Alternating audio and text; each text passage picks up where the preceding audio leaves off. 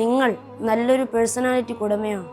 ഇമാമുന ശാഫിഈ തങ്ങൾ പറയുന്നുണ്ട്, ഒരാളുടെ വ്യക്തിത്വത്തിൻ്റെ മഹത്വം 3 കാര്യങ്ങളിലാണ് നിലകൊള്ളുന്നത്. 1.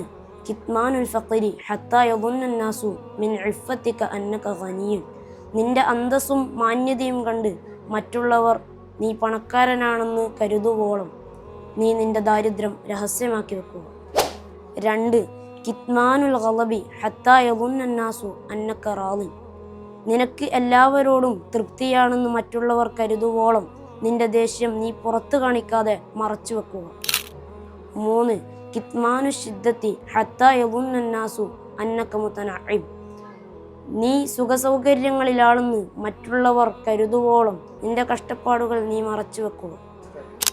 നോക്കൂ, എത്ര മനോഹരമായാണ് ശാഫിഈ ഇമാം നമ്മോട് പറഞ്ഞു വെച്ചത്.